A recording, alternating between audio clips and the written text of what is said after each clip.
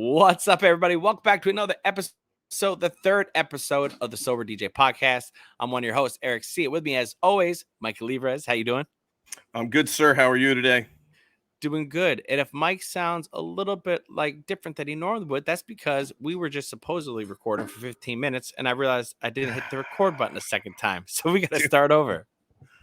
Yeah, I mean, here, you want us to pull back the curtain a little bit? We just talked and chopped it up for 19 minutes, and then all of a sudden, my man Eric goes, "Oh, wait a minute! Why is there another record button here? Oh, we're not recording." So, we just did a 20-minute practice run that no one will ever hear. We will never hear again. But here we are. How you doing? How you doing, buddy? Doing good, man. Doing good. We were talking about by the way, we were talking about the DJ Expo, which was the last time we saw each other, which was about 4 weeks ago. You were sick during it, so we didn't record there. Yeah. So tell us about, just give it, because I know you already went through the whole story once. Give us the quick version of what had happened.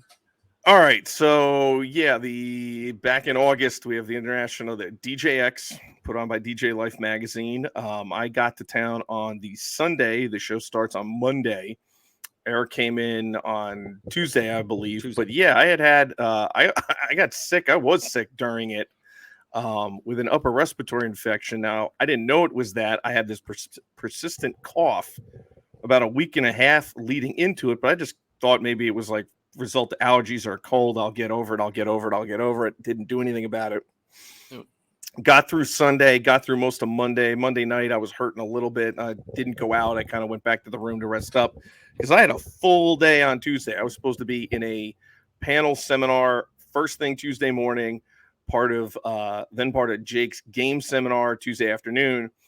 So I told the people on the panel for the Tuesday morning thing, you know what? I'm going to rest and sleep in. You guys got enough people to cover that. I'm good. I woke up, probably about 9:30, 10 o'clock in the morning. And my roommates and Jake were just like, dude, you are hurting and sound awful. Because, the cough was almost like debilitating. Like I couldn't stop and get any relief and feel any comfort. It was just so bad. And you couldn't talk without coughing too, right?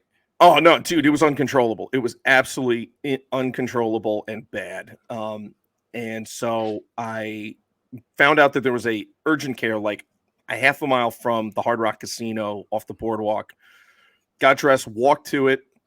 They said, you can't come in. You got to get a COVID test first. Wait in this little waiting vestibule area outside the inner doors.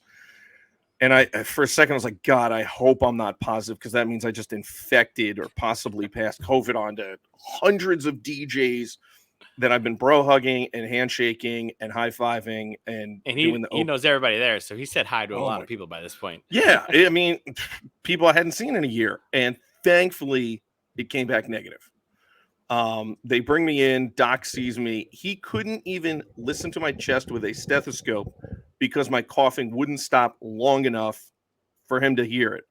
So they gave me one of those nebulizer treatments to get some instant, really good relief. He came back once that took effect, and he was like, "Yeah, you got an upper respiratory infection. Your tubes are inflamed. I'm going to prescribe some medication for you." I got 4 different prescriptions. And took care of that. Luckily, there's a Walgreens like another 500 feet away, so I could just say, put the prescription there. I'll go walk over and get it. It took a while to get. By the way, walking had to suck because that makes you want to cough because you're breathing heavier. Oh yeah, I was hurting still, but I got got the prescriptions from Walgreens. Went back to the Hard Rock. Now by this point, Jake's game seminar had already started, and he knew that there's a strong likelihood I wasn't going to make it back to showcase my game and participate. But I did duck into the room quickly, made eye contact, said hello to Jake very briefly, and said, do you need me for a game? Do you need me to still do a game? He goes, no, I'm good. So I went to the room, rested for the remainder of the afternoon, and then by the evening time, dinner time, I could, the prescription medication gave me some relief. I felt a lot better. I didn't go out and party hard. I did go over and check out the beach party, which I know you went to and we'll talk about for a little bit. Yeah. And You know what? I got to admit, the biggest reason I didn't hang there is it was so crowded. And I don't smoke marijuana. I'm not a weed guy. That's not my thing. The weed smell and weed smoke that hung over and this is an outdoor area, people, was so overwhelming. I was like, I don't want to be here smelling this. Like, it's not my thing. I don't mind if people do it, but it was over. It was enough that you could get a contact high probably, and we were outdoors. Yeah, it was insane how strong it was. So I'm like, I'm out, and I rest that. But by Wednesday, which was a big day for me as well, I had enough relief from the medication and rest that I could enjoy the rest of the week for the most part. But yeah, there was like a 36-hour window. It was bad. And post trade show, upon returning and getting home, it still took me, even with the prescription medication, like another week and a half or 2 weeks to finally get back to normal and feel good and not be, expelling, mucus and coughing. It was rough, man. You had gigs to come back to. Yeah, I know you said you told me offline that you took Friday off or whatever, but well, I'd already planned the Friday and Saturday after the expo. I had already planned to not work. I had taken those days off purposely, so I had that weekend free. But it was even still the following weekend, another week later, that I was still coughing and getting over it. It was bad for like a week and a half. I think I saw you at the expo. I know we had talked about recording. I think I saw you briefly for all of about 5 minutes. Yeah, I don't even know if it was that long. It was quick. Yeah, I remember fast. Calling you. You're like, I'm down, man. I'm out. I'm like, oh, okay, hey, Norris, hope you feel better. I think when I saw you, had already gotten back because I showed up during the game seminar. So if you went to urgent care, that means I saw you when you came back. So I already knew what you had. But yeah, man, it was that, like, I can hear it in your voice because I called you on the phone about that, and I could just hear like, and you're saying at this point when I called you because you already had the nebulizer thing they gave. Yeah. And you're still, no offense, but it's like sounding like shit. You know what I mean? Yeah. Like, so I can only imagine how you felt. Oh, and it sounds like you got a little bit of residual still. You still got something in the chest there a little bit, huh? Now, no, not really. I mean, I might have occasionally have to clear my throat a little bit, but no, I mean, I'm good. I don't cough at all now. But yeah, it definitely changed the week for me and made it difficult for those couple of days. Especially where like Jake's game seminar, it's one of the highlight seminars. I've been in it every single year. He's hosted it, and this was the first time that I did not participate. Biggest seminar every year. Yeah, but what else did you enjoy at the show? What did you see? You came in on Tuesday. So I came in on Tuesday. I went to the DOS Audio show, the one out there on the beach. And it was cool getting to watch. Like I said before, the Buck Rogers, he's already amazing on standing on his own, right? When he's set up. But when they were doing the switch over between him and Scratch Bastard wanted the table like a foot and a half higher, maybe more. I mean, it went way up there. So Buck Rogers has to use his I forget what MIDI control he uses, but to do all the hot cues and all that and make all the crazy sounds he makes. He's literally just holding that and just still playing music. And I'm like, oh my God, this is better than 90% of the people out there. And then at one point they take that from him and give him his laptop to hold because he's still connected in, and Scratch Bass is still they got the table, but they're setting him all up now, switching out gear, and he's just hitting hot cues on his laptop and just had the crowd going nuts. And I'm just like, so this dude, you're telling me that they only had one set table, like they didn't have multiple rigs of gear that they could just jump from one to the other and keep the thing moving. They were doing like changeovers on the fly on the same rack that it like setup that everyone was using. Yeah, and I think the reason why is the space was a little small. So the stage was small. That's true. It is a tight area. They were pressing up against the stage. So you can really only get like one table in there if you want to be able to walk in and out of the back there. Like Chi-Town Shandy was back there.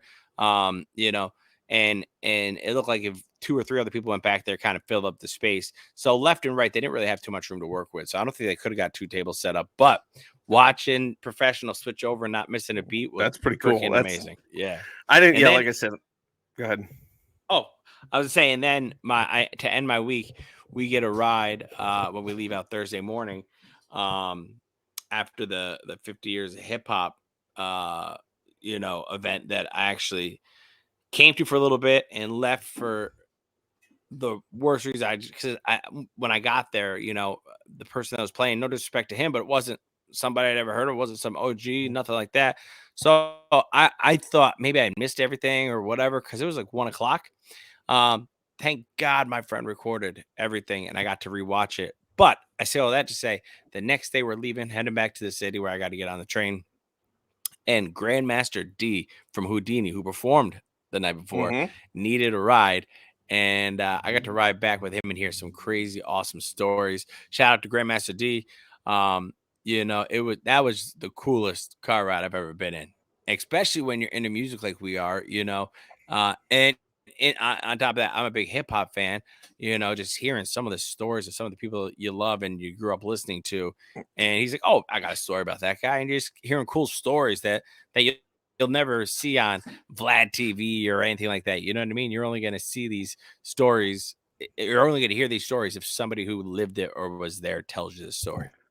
See, that's a cool experience. That's something that, like, with these trade shows and these expos, like when you get to network, cross paths, rub elbows, and spend time with whoever you might run into and get an experience like that. I'm willing to bet he's probably forgotten more stories than you've ever heard, Oh like yeah. Oh yeah. with his career.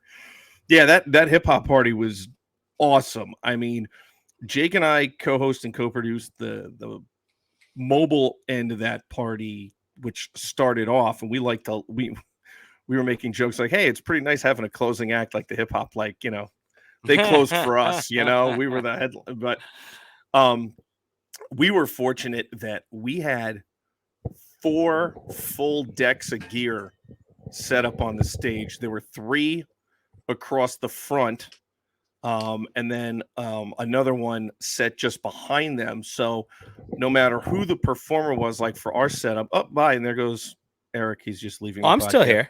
I know. You're just off camera and I'm laughing. But we had the ability to jump from one performer to the next with no like really chaotic changeovers because we had the gear and the time for anyone to continue. And the crowd was deep. The party was awesome. I mean, the hip hop show at the end was just unreal. It was amazing, and a wild night. It was a lot of fun.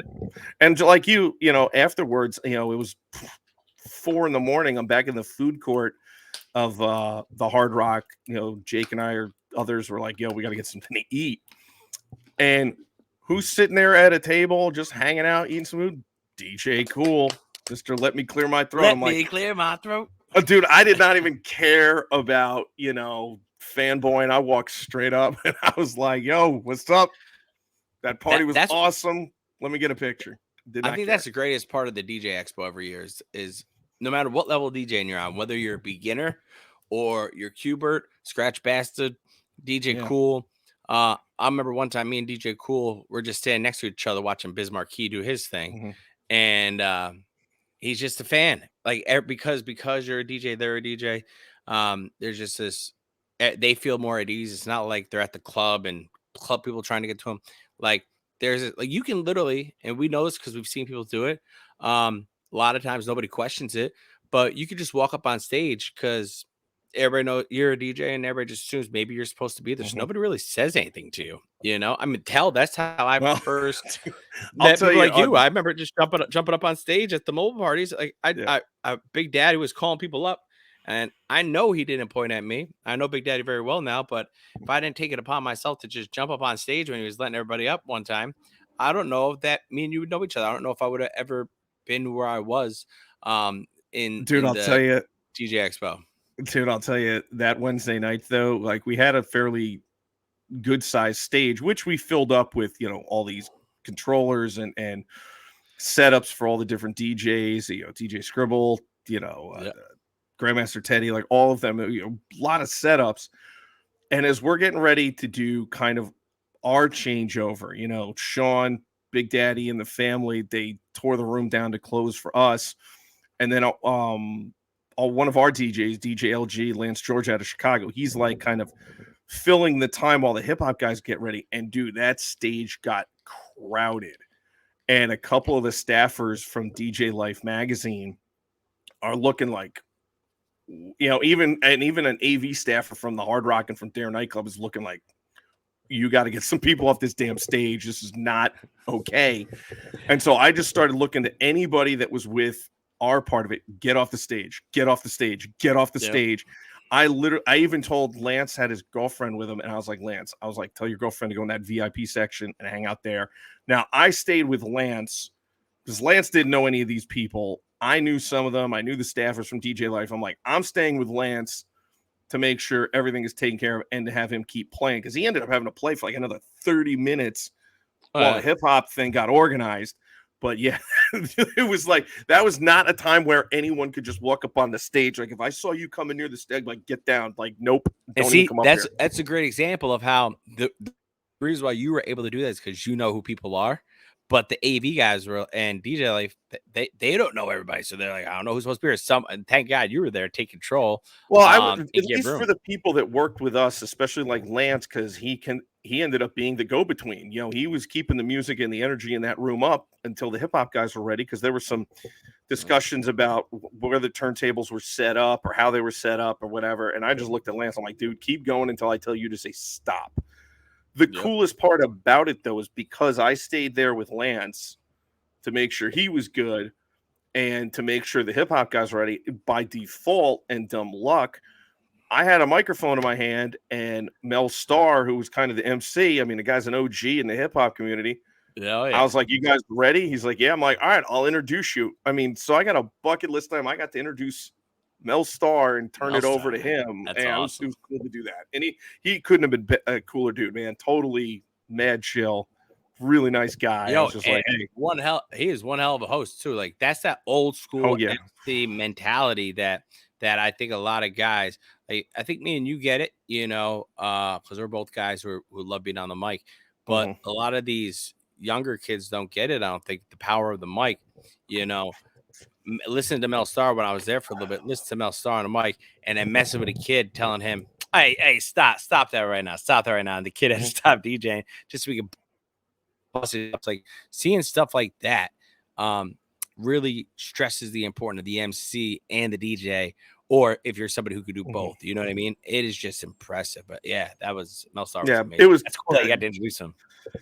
Yeah, it came out just because, like, if they had been ready, the hip hop party, the after party part, if they had been ready and Mel Starr had walked up and he already had a microphone in his hand and he looked at me and said, "Hey, tell your DJ to stop, we're ready to go," I might not have gotten that opportunity. But because they were trying to figure stuff out and I'm hanging with Lance and I'm kind of like, all right, I'll take it on myself to make a smooth transition from our end to their end. And it worked out. And yeah, he was cool as hell. And that party was off the chains. And I left early, as I said earlier. I don't want to cut you off, but I got to watch it, and I'm so glad that.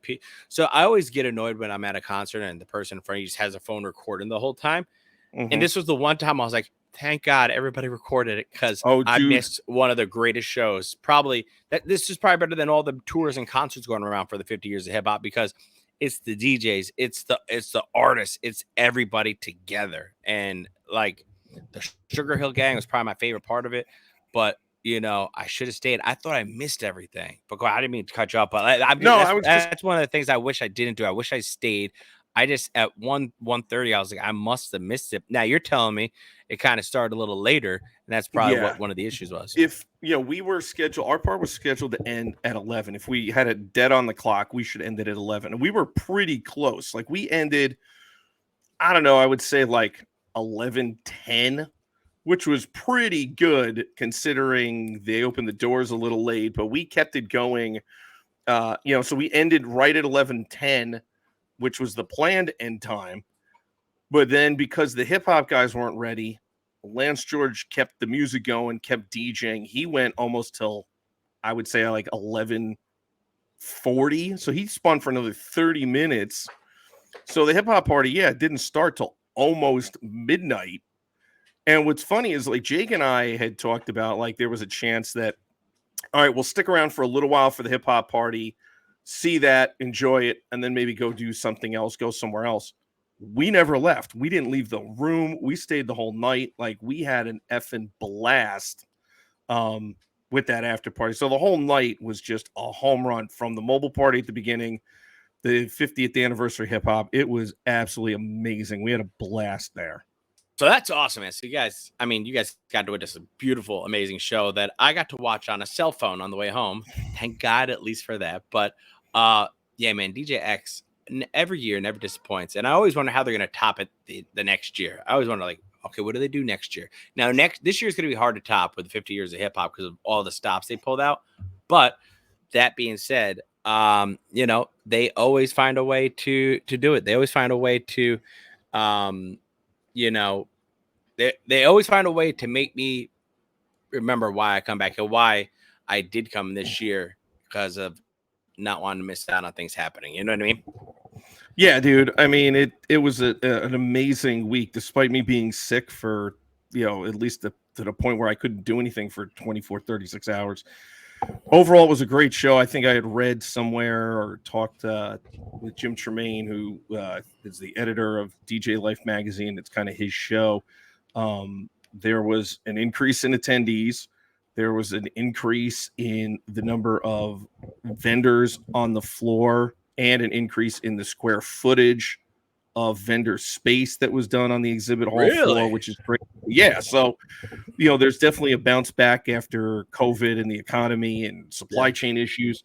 And yeah, overall, the feedback was outstanding. And look, there's always little things you could do differently to improve things or change. And when I get asked, whether it's by Jim or someone else, I'll always offer up my opinions on here's where I would tweak something or make something different. Like there was a couple of seminars that, were in some of the side, like satellite rooms and not in the main seminar room that really should have been there. Like their turnout was so huge and you could have predicted that. It should have been in the main ballroom to accommodate the turnout, instead of being in a side room where people are, hanging off the drop ceiling and looking through the doors. So I remember a couple of years ago when they had little John there, and they put us in a side room, and everybody came, and people couldn't get in. They finally told people, like, nobody else to come in. The room was standing. That was, but the show was great. I think that's probably my favorite part about it. Oh, go ahead. I was going to say, I mean, the show was great. The weather was awesome that week. I mean, even catching a few minutes to go out on the boardwalk or whatever. It was a really great week, and I look forward to it every year. So, now the long wait until 2024, and Jake and I will be planning and scheming the Wednesday party to try to, can you top this? Because we set the bar pretty high this past year. Yeah, now you introduced Mel Starr this year, so who do you introduce next year? Who knows? But you know what? It was a great moment. It happened. It was a lot of fun. Oh, that's awesome. So other than that, go ahead. I was gonna say, I didn't ask you like I usually do at some of our podcasts. How's your recovery going? What day? How many days are we at now? Yeah, we're at 98 days, so 2 days away from triple digits again. So a milestone couple. I'm excited about that. I'm trying not to think about it as much as I used to, because the numbers would drive me crazy. Like, I get excited, and I slipped up last time 14 days before 1,000. So I'm trying not to pay too much attention to that. Just enjoying the moment. On day 100, I'll probably take my wife out to dinner and kind of celebrate quietly, not be as loud as I was last time, because I think I end up putting up too much pressure on myself, and ultimately that didn't work out. So just trying a few things different, not a lot of things, but a few things differently this time around. But yeah, I'm excited. 100 days coming up in 2 days. Dude, so, that's awesome. I'm super stoked for you. And let me ask you this, when you talk about like, you kind of built up watching the days tick away and you hit these like kind of milepost markers that are important. You go to something like the DJ Expo. It's in a casino. There's nightlife in bars. There is literally alcohol and substances readily available everywhere. I mean, everywhere. I mean, even on the exhibit hall floor. And for free a lot of times, because you get wristbands if you know people. Like, you don't got to pay for things. Yeah, but I mean, even on the exhibit hall floor where business is being conducted and people are meeting manufacturers and reps and vendors and buying product and asking questions and touching the gear, they've got casino event staff set up with mobile bars selling alcohol. Is it tough? I don't even notice those, by the way. It's there, but I mean, is it, or, you said you went to like the beach party out on the beach. I mean, there are people packed to the gills, jammed up to the bar. Is it tough, or like, is it a mental gymnastics when, because I'm assuming like a lot of people are like, hey, great to see you, Eric C. Let's go to the bar and get a drink. Because I mean, there are probably some people that don't know that you're in recovery. Or the people that know and they forget for that split second and they go, oh, yeah, my bad. Can I get your Red Bull? No, it's actually easy because I'm in the nightlife industry. I've already become accustomed to that. I would say that's the thing that happens the most at the DJ convention, is more that people don't remember until I remind them again. Then they're like, oh yeah, sorry. I'm like, no, you ain't gotta apologize. Drink all you want. And thank you for offering me a drink. If you still want to give me something, I drink Red Bull, a lot of it.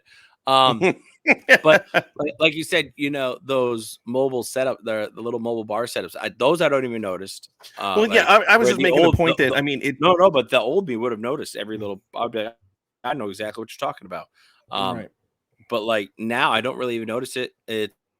I'm more excited for, the whole reason I started this channel was to relive my life sober. And this is doing one of those things, having these stories that we got from the DJ Expo this year and me remembering them to tell you, as opposed to the old me just going like, it was fucking crazy, wasn't it? You know what I mean? Right. And not really remembering too much. Sure. So it doesn't bother me. I don't get urges. My urges, believe it or not, when I get them, don't come when I'm around the alcohol.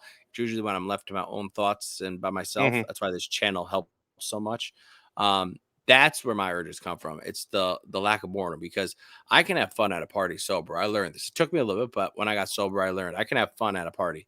But if I'm just sitting here, me and you aren't doing this podcast right now, and I ain't got nothing else going on, and I'm just bored, that's when I'm like, oh, I should probably go do something. That's where the chances are greater, because you're just you and your own thoughts. But when you're at a DJ Expo, at that beach party, you're talking with people, you're shaking hands, you're having a good time. So your mind's not thinking about where's my next drink coming from. Exactly. And especially when you break it down, just like exactly how you just said it, when you're sitting there meeting people, especially some of the people that you've looked up to, I told you how I was watching Buck Rogers go nuts. And then I'm talking to Buck Rogers right after he gets done with his set. And I remember our whole conversation, as opposed to, my infamous Scribble story where, 12 years ago, I got in a car with him. He let me in the car with him, a drunk guy, because I was in the military at the time. And maybe it was even 13 years ago now. But he let me go with him to Harris, and he took me on stage because he has a soft spot in his heart for the military, because I think a lot of his family served, at least from what he told me that night. I don't want to put too much of his stuff out there, because I don't know what he told me is personal or not. But, I remember that night, but I remember like bits and pieces. I remember pictures of the night, if that makes sense. Like I have snapshots, where this expo and the past couple expos, I remember everything. I remember everything that I saw, everything we did, everything I missed, everything I went to. I remember walking in and I knew the game seminar was going on, and I knew that's where everybody would be. So I'd get my chance to go say hi to everybody all at once really quick. So I went and got my pass really fast and then literally ran, which by the way, I would not have been able to do when I was drinking, but I ran to thank God was at a place we're familiar with. So I knew where the room was would be. Yeah. And I ran and I got up in there. And I had to take that split second before I walked in, catch my breath, because I don't want to, I'm still overweight a little bit. Didn't want to walk in there like a fat, out of shape guy. And I walked around and I said hi to everybody, and I sat down and participated, I think, in more games than everybody, because I was so happy to be there, and that's awesome.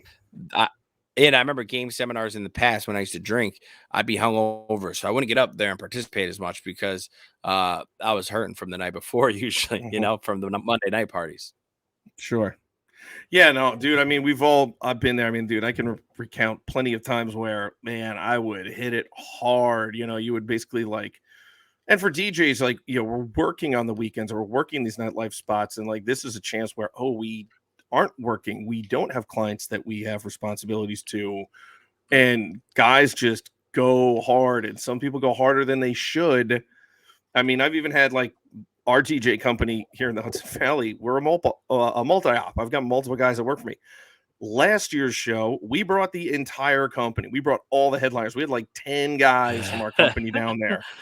And for some of them, it was their first DJ Expo, their first business trip. And they, they went nuts the first night, Monday night. They absolutely, burned the candle at both ends and hit it hard. And my partner was like, I'm going to institute a curfew on these guys, blah, blah, blah. They got to stop. I was like, whoa.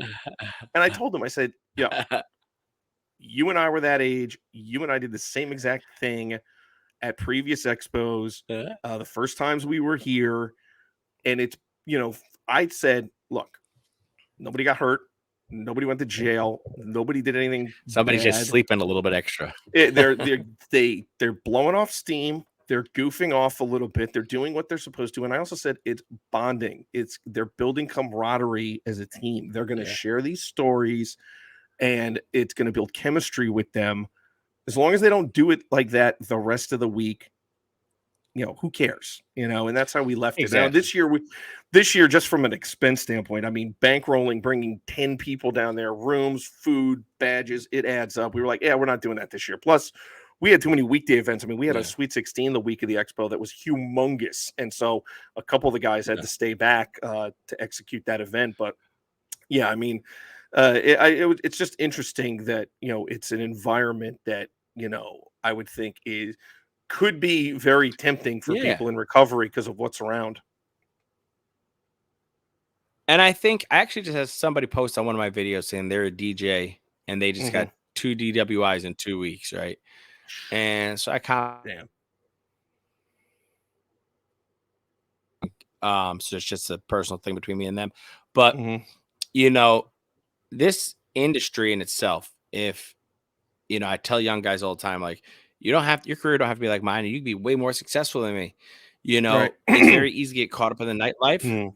But for those that take it more seriously, because you get good, see, you learn how to do that while you're drinking. You know what I mean? But for those that take the time to actually, focus on the career, and I'm seeing some of these guys in my market right now starting to make names for themselves outside of this market because they've taken some of that advice. Like, yeah, I can drink. Right. You could drink instead of the normal person who can only drink on Friday and Saturday because they have a 5-day work week. You have a 2-day work week. You could drink 5 days out of the week if you really wanted to.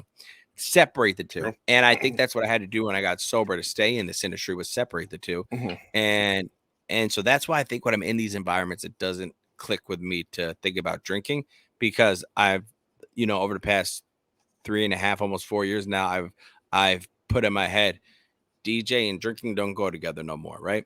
So even though I'm not DJing and it's a party, I could sit there and say, this is an event. We don't drink at these. You know what I mean? Right. But when I'm by myself, those are the hard urges to get away from when you're in a room by yourself. Like, to keep so you need to keep yourself. Yeah, because your brain will lie to you. Your brain will go, I'll lie to you. Hell, it's even telling the truth because it's the truth. Your brain will sit there and go, hey, you can have 1 or 2. Nobody will know.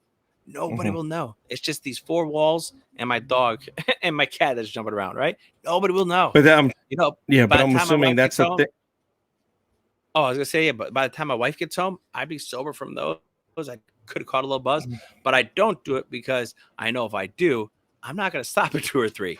And that's what I was gonna get to, is that it's the thing where your mind says, or someone says, have 1, nobody's gonna know. But that's the problem for people that suffer from alcohol addiction. It's not going to be 1. It's never going to be just 1. That's where my brain has lied to me many times, where it said, we'll just have 1. And I give in and go, okay.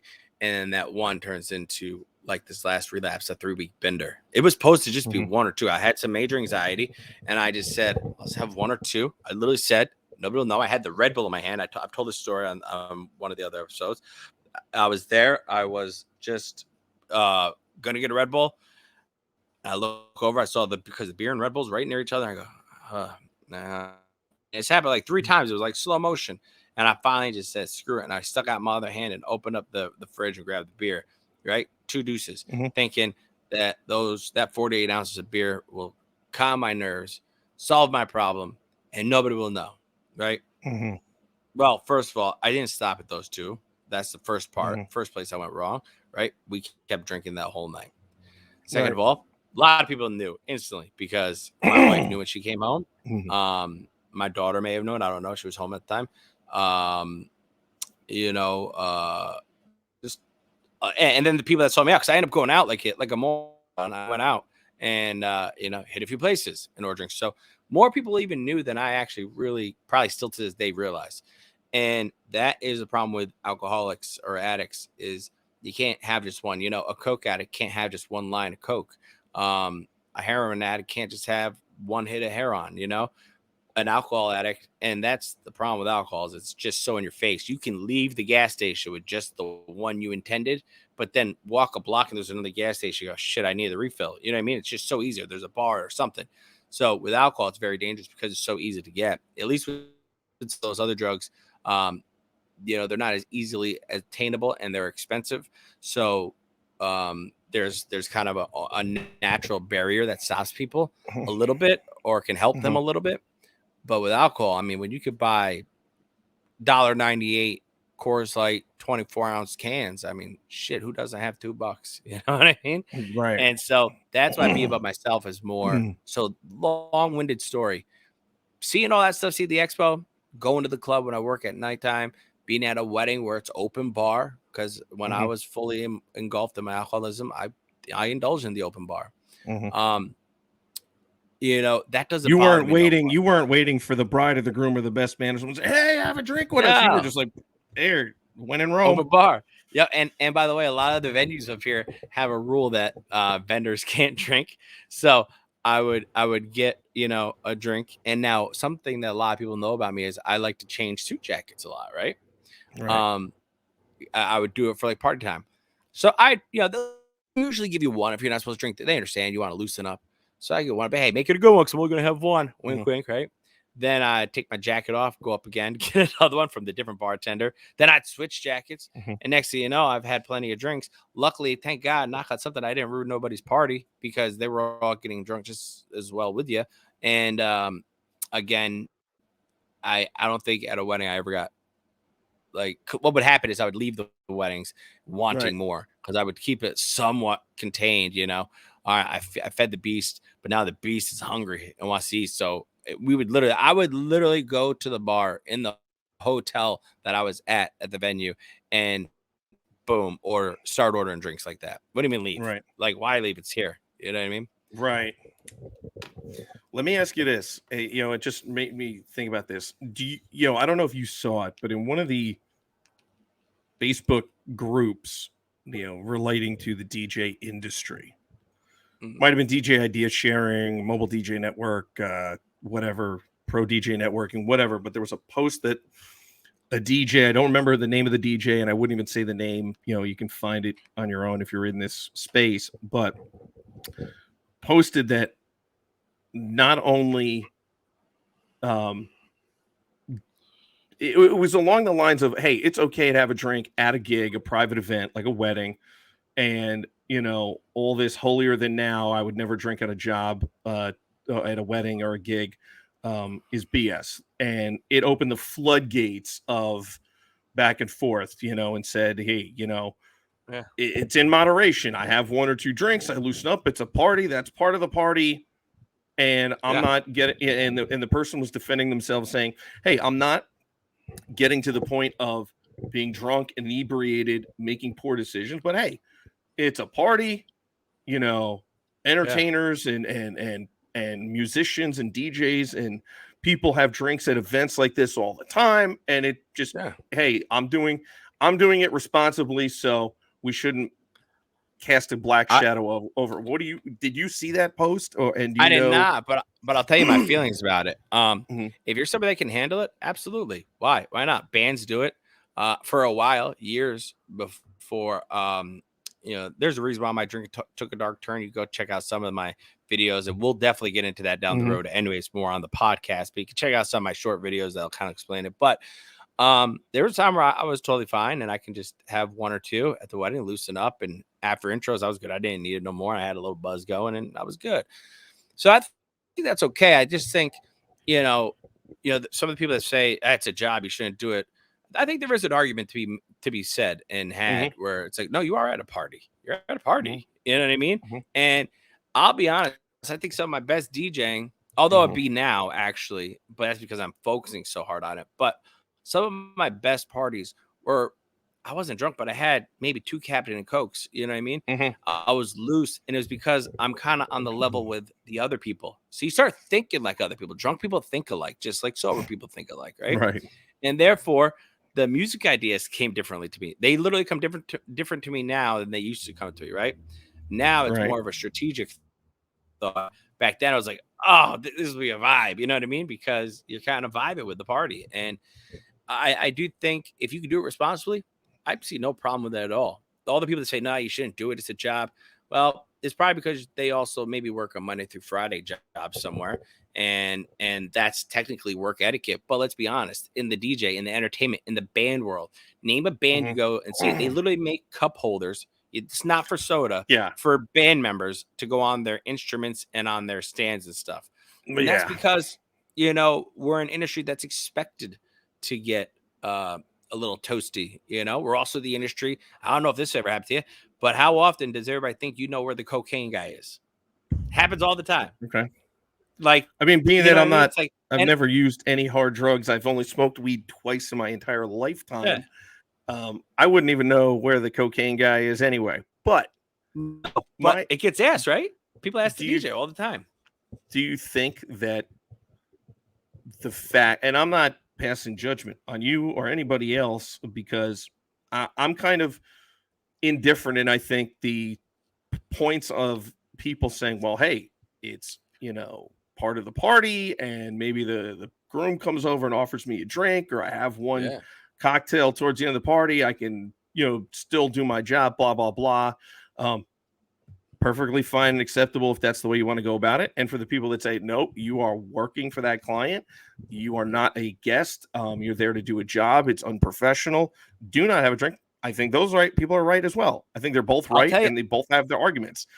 They do. But and I'll tell you one place they're wrong on that one part, though, because you said if the groom comes up and says, hey, have a shot. I mean, I know DJs that will say, no, sorry, man, I don't drink at weddings. Well, you now just told the groom no. And obviously it's not that big of a deal. They'll respect that. But you just inadvertently told the groom, no, I'm not doing that with you. You know what I mean? You do got to kind of blend in. Okay, so I'll, as an example, the wedding I just did this past weekend was an absolute rager. It was awesome, and during the party, one of the groomsmen who was having a great time said, "Hey, man, you're an amazing DJ. This party's awesome. Do you need something to drink?" Now, for the most of the part of the night, I've been drinking Sprite. That's usually my go-to at a party, is a Sprite. And he said, "Oh, you want a real drink?" And I was like, you know what? There's an hour left in this party. I've absolutely tore the doors off it. And I called it the victory lap. Like, okay, this party's in the bag. There's nothing that I'm going to screw up at this point. Sure, I'll take a Captain and Coke. And brought me over one and had it with him. But here's my question for you, because you're different than me and other DJs, because you are in recovery and you're an alcoholic. Yeah.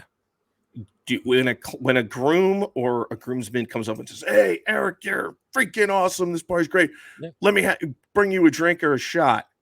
Yeah.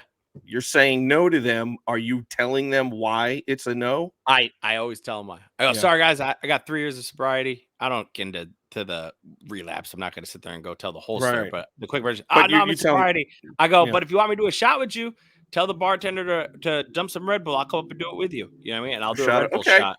And then I still get to have that fun with them. You know what I mean? And 9 out of 10 bars have Red Bull or some type of energy drink. So I'm getting free energy drink. And I always joke with the bartender if I walk over there, if I got a song long enough playing on, I walk over with the people. I'm like, hey, make that top that one off as much as you can. I'm getting a little tired over here. You That's know, funny. it's a dumb dad joke, I guess. But no, but it works, and you're kind of yeah. deflecting and making light of, you're making everyone Yeah. comfortable, Because which I don't I think want to is sit there important. because when you tell people, "No, I'm sober," they do feel like people always go, "Oh, I'm so sorry." It's like, well, you didn't know. Like, you don't have to apologize for offering me a drink. You didn't know. I mean, dude, But for people me, feel they need to say sorry. for me, the time when if someone says, "Hey, no, I can't have a drink. I'm in sobriety." Hey, good for you, dude. That's awesome. Like, I want to pat them on the back, like, Yeah. that And you're able to. that's usually what happens. Only one time did I have Mhm. at a wedding when I was sober, where the guy, it was the groomsman. He's like, "Nah, today you could drink today." I'm like, "No, Mhm. trust me, buddy. You don't want me drinking with you, I promise." And he's like, Yeah. you ain't that bad." I go, "If you don't believe me," I said, "if I go do this," now I had no intention to do it, but I said, "if I go do this, do you got bail money? Because it's gonna get crazy tonight." And he just goes, "Damn, it's that bad, huh?" I go, "Yeah." Yeah, I did. It was just interesting that this post arrived on. And into him a little more. It was just interesting that this Facebook post popped up while we've now started doing this podcast, and there were a lot of really strong opinions on both sides of it, like absolutely not. And then there were some people, which I think I would fall more into this camp, that hey, if I'm at a bar, nightlife, club type gig, I'm a little more open to if they want to give me a drink, I'll have it, or if I'm feeling the vibe and want to have one, I'll have it. But it's not like a prerequisite, like I need it Uh, to do the job. Yeah. And some guys have it in their rider when they do nightlife, right? But here's where I will tell you where everybody's wrong. And this Mhm. is where I was always wrong.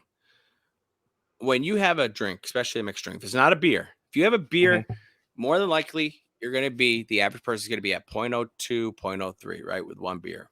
You have a mixed drink, because of the way bartenders pour, you're Mhm. probably just one mixed drink, you'll be over 0.04 at least. And in New York State and in most states, 0.04 and above is DWAI or DUAI, right? So you're technically intoxicated and should not drive. So if you drove Mhm. home after that, I say all that to say, if you're driving home, then that's where you're doing wrong. You might think, "Hey, I'm partying, I'm having a good time." Cool. I have an assistant with me at all times, and he doesn't drink. Mhm. So back in the day, I was able to do it because he would drive, right? If you're driving yourself home, then all bets are off, in my honest Oh, opinion. It's like, if you're driving yourself home, then you can't mhm. have any drink. Well, you can have one early on or something like that. But like, because even if you had a strong pour and they made you 0.04, right? By the time you pack up all your gear, you'll be under the legal limit. But having a couple drinks, people don't realize that. I've had tons of people tell me their stories of, "I just had a couple at the wedding. I got pulled over and I got a DWI." I'm like, "Well, what'd you think was going to happen?" They go, "I didn't even drink that Right. much." I go, "Yeah, but no bartender, especially when it's free booze and they don't want to put the stuff away, right? Mhm. No bartender does a light pour, except for like when you go to Buffalo Wild Wings and they have those attachments on them that make it the perfect pour, The right? measure it out, Well, yeah. yeah, most of them are just boo, boo, boo, boo, 1, 2, 3. And then that's more than a shot. There's great videos out there actually you can look. That's why when people sometimes tell the cop they only had 2 mixed drinks because they thought they were being responsible, they don't realize that they're 0.13 because the bartender overserved them, which is a whole nother topic that we get into one of these episodes of where I think bars go wrong in overserving. And why I Right. think bars and bartenders should be somewhat responsible for sending people out as drunk as they do. Right. Guy gets a Yeah, I mean, DWI.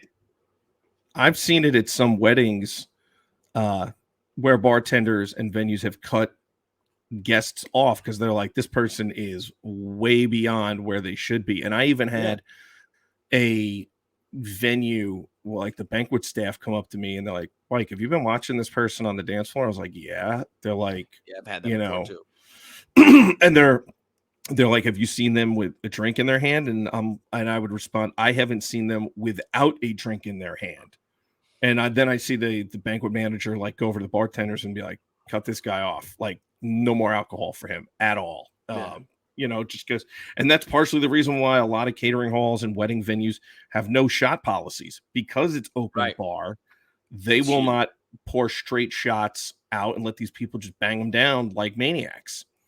But at the same Which, time, they mm, will sit there and pour, you know, 10 double Captain and Cokes for you. yeah, You know what I mean? So you know what? an I'll tell you a alcohol, quick.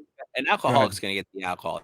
That's what I'll always say. And alcohol, we have tricks. There's things you come up with. You figure it out. So for the average person, serve them the right amount, especially when it's free. It's not like they're paying for it. Like, I get bartenders wanting to take care of you because you tip them well, so they make your drink a little stronger at the bar. But at a wedding, there's no need to have such a heavy hand. Like, use the measure. That's where the measure things belong, where I'm not paying you and it's free, and I have to come up here and wait in line sometimes. And then maybe there's a little control over it.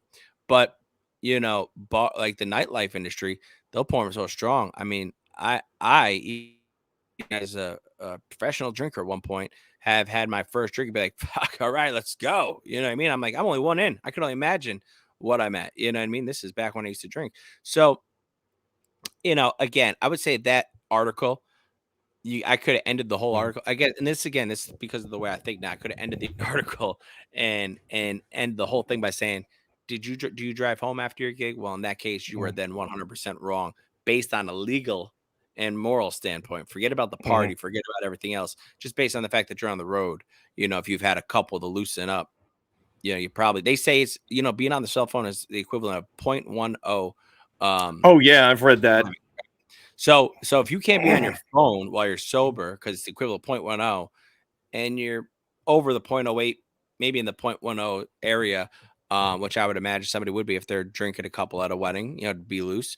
You're not going to sit there and tell me you're not under that. It's just, I'd be like, take a breathalyzer with you and prove me wrong, because I'd be willing to bet my whole money on my gig that day that you'll be over 0.10. And if you're on that side of the argument. So that's where I say the whole argument should have stopped. We got to stop thinking sometimes about drinking as an industry problem, as it really is just the whole problem nationwide, just in general, with whether you're drinking at home, drinking at a bar, drinking at a party, drinking at an event, being the DJ, being a guest, being whatever. It's that driving that gets everybody, because that's where the mistakes happen. That's where people get hurt. That's where people die. And that's where you hear the horror stories. Yeah. No, I mean, I had a wedding once, and we'll wrap up soon. And we're going a little long on this episode, but we're having some fun. I had a wedding where, it was open bar. Guests are having a great time. Party's over. The bride and groom are obviously still in the ballroom. They're hugging, they're kissing people. Thank you, love you, blah, blah, blah, chatting with everyone as everyone kind of starts to disperse. I have my gear broken down. It's on my hand cart, and I'm rolling it out to the, parking lot. And this is a venue where the load in and out was right through the front door. It wasn't like through the back. So, I'm going out literally through where the guests are going to go. I get to the, the door where I'm going to pull my vehicle up in a second, and a cop rolls up, and he looks at me and he goes, "Hey, you part of this wedding?" And I said, "I was the DJ for this wedding. How can I help you, officer?" And he's like, "Well, we got a problem with one of the guests down the road."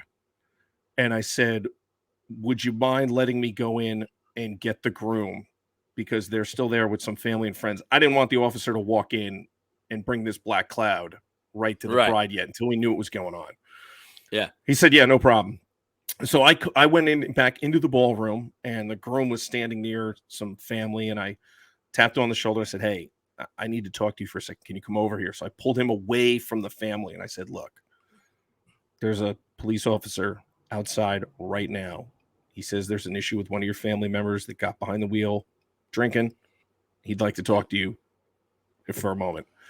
So the groom came outside with me, and the cop proceeded to tell him, said, "Hey, look, do you know so-and-so?" He goes, "Yeah, that's my wife's cousin." Well, they got behind the wheel. They drove, apparently they drove off the road, ran over like a mailbox, might have smashed into like a fence or something. They're okay. The car had to be pulled out of it like a ditch or like some, runoff. So the car was kind of, the person couldn't back out from where they were. But we did a field sobriety test. They're going to jail tonight. And, they told us they were coming from this wedding. So we came over here to let you know, blah, blah, blah. So the person to watch everybody else leave. Right. Well, most of, I would say 85% of the guests were gone from this wedding. This was like the last few close family members that were left.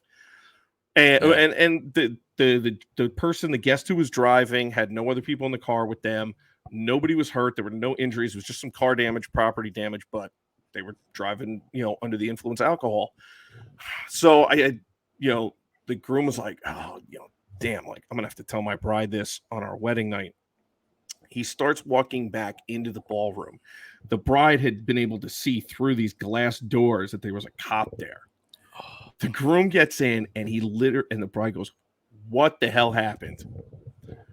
And I was with the groom, walking back in, and the groom proceeds to repeat the story. Hey, your cousin, drove off the road, blah, blah, blah, tells the story.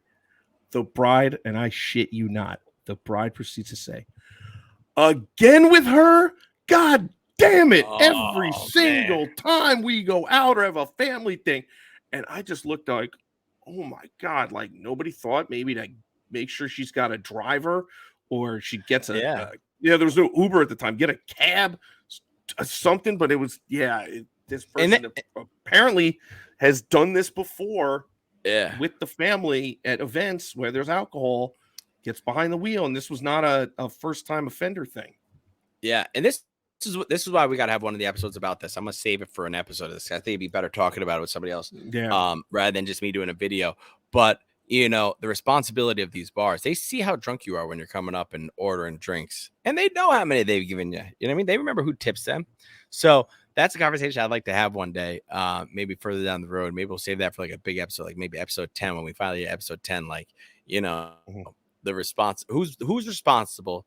Who's the most responsible for a DWI? Now, I think most people would answer the same. I'm not going to give you my answer right now, but I know what my answer would be, but I'm not going to say it yet either. Yeah, I know exactly what I would say. It's curious to see if we're thinking the same thing. Right. But let us know in the comments below if what you think that is. Who's responsible for a DWI, a drunk driver? And then we'll give you some thoughts about it. We got tons of episodes. Episode 10 will probably be the day we talk about it. So we're gonna save that for episode 10. So we got 7 more to go. All right. On that note, guys, it's been the Sober DJ podcast. My name's DJ Eric C. With me, as always, DJ Mike Alvarez. Yeah, it's been a pleasure, guys, bro. I can't do it without you. Thank you, Mike. I appreciate it. I wish we got more time at the expo together, but we always got this. That's all that matters.